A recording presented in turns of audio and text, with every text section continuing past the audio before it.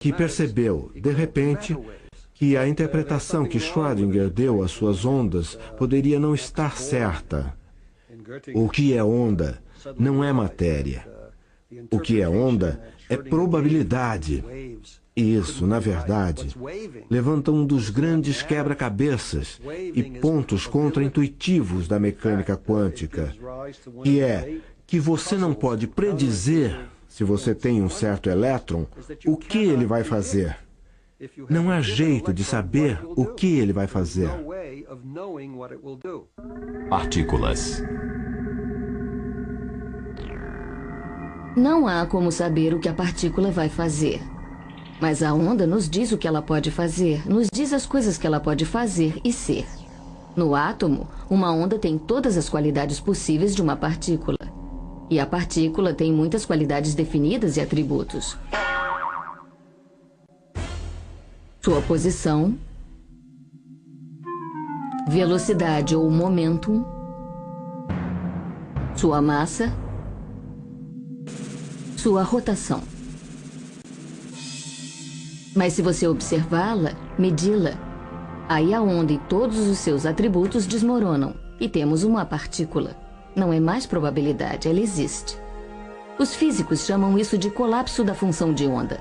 O colapso da função de onda. As ondas são um quadro, um tipo de código, um diagrama da partícula e do que ela pode fazer. Agora é uma partícula fazendo seja lá o que for, mas não estando em toda parte fazendo tudo como uma onda. Mas quando você pensa que é seguro dizer que sabemos alguma coisa sobre o mundo quântico, que podemos medir alguma coisa, a medição aprofunda o mistério. Na verdade, a medição cria um mistério. Foi o trabalho deste homem, Werner Heisenberg, em 1927, que apropriadamente é chamado de princípio da incerteza. Tudo bem, Graudão. Situado no coração deste louquíssimo mundo quântico, eu lhe apresento o princípio da incerteza. Eu acho. Incerteza. Ele diz que você não pode medir dois atributos ao mesmo tempo que sejam opostos, ainda que ligados, como momentum e posição. Assim que você fixa o momentum de uma partícula, não faz a mínima ideia de onde ela está. Para olhar uma partícula, você deve usar algum tipo de radiação. Então você tem que atingi-la com uma outra partícula subatômica como um fóton. E pode jogá-la a centenas de quilômetros, literalmente. Talvez o problema sejamos nós e nossas máquinas. É apenas uma medição. Não, parece que a incerteza é uma profunda função da natureza.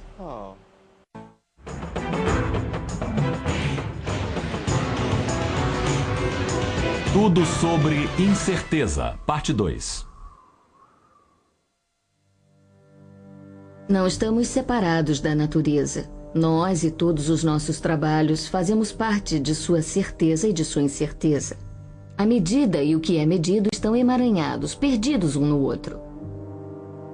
Foi ao se adaptar que a incerteza da natureza foi revelada na hora da incerteza humana. Foi o início de um século incerto.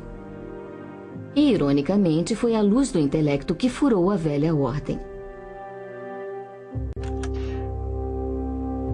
Nietzsche declarou que Deus estava morto. Freud penetrou na confortável crosta da consciência em um escuro mundo inferior. Einstein, com pesar, desmantelou o mecanismo de Newton.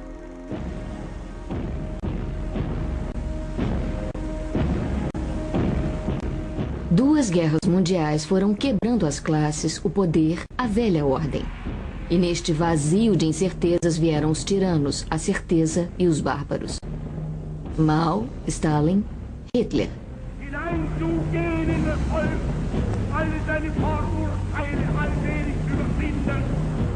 Uma certeza de propósitos. Uma certeza de raças.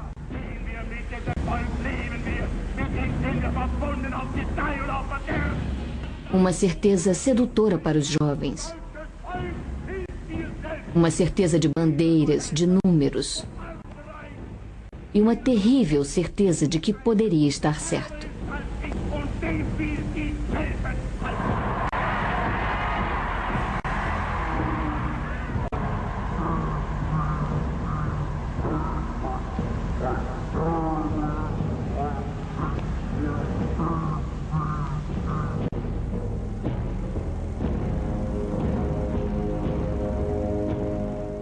E no meio disso tudo, Werner Heisenberg. Seu trabalho, incerteza. Sua vida, incerteza. Em uma época em que os cientistas e os intelectuais estavam fugindo da Alemanha, Heisenberg ficou para orientar o esforço alemão pela bomba atômica. Ele fez isso tão mal que houve quem dissesse que ele ficara para impedir a bomba e não para construí-la. O princípio da incerteza. Mesmo em suas visões posteriores do mundo quântico, ele preferiu a possibilidade, a probabilidade mais do que a realidade. Ele diz que há uma onda que Schrödinger achara na matemática. Mas não devemos pensar nessa onda como uma coisa real se deslocando no espaço. Está lá apenas como um potencial. Potencial para o que pode acontecer se fizermos uma experiência. Mas ela não tem uma existência sozinha. Então, sempre temos que pensar na física como um tipo de conexão entre os fatos no mundo macroscópico, que são fatos reais, e no meio há objetos matemáticos, que podemos chamar de potenciais, que realmente, em algum sentido, não estão aqui ou ali. Eles são relevantes, mas não devemos pensar neles só como coisas reais que se deslocam, mas também como coisas que nos dizem o que é potencial para uma coisa real emergir. Esse também era o princípio básico na interpretação de Niels Bohr, que também diz que nunca devemos pensar que o mundo quântico realmente exista. O grande físico dinamarquês Niels Bohr, um homem de visões firmes, disse simplesmente: não há uma realidade profunda, só fenômenos. Partículas, ondas, quem liga? A matemática funciona, então muitos físicos assumem essa visão. Se os números funcionam, por que ir mais longe? Assim a loucura morre.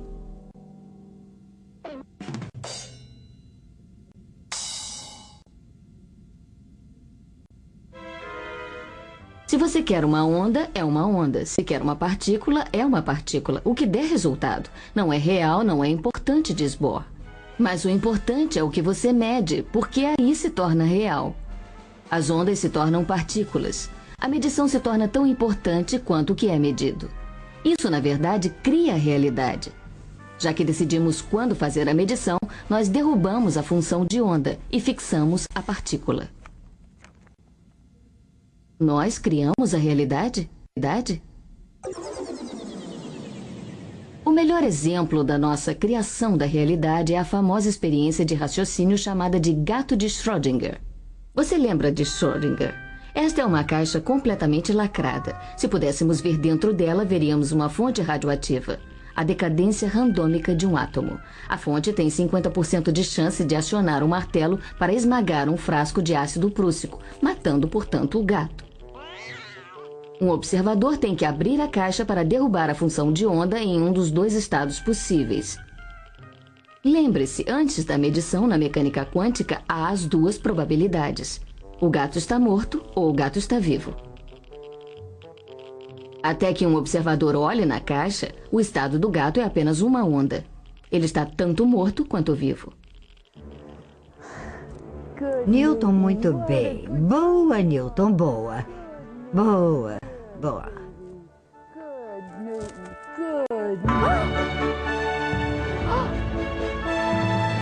Cadê o Newton? Cadê o gato?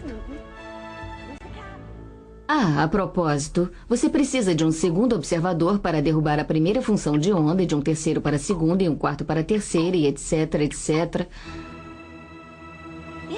Você matou o gato! Você matou o gato!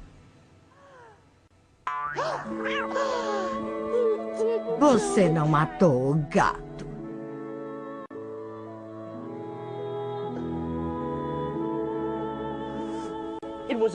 Foi só uma experiência de raciocínio. Só raciocínio. Dizemos que o gato deve estar vivo ou morto. Como sabermos? Bom, achamos isso porque quando olhamos para o gato, ou o vemos morto ou vivo.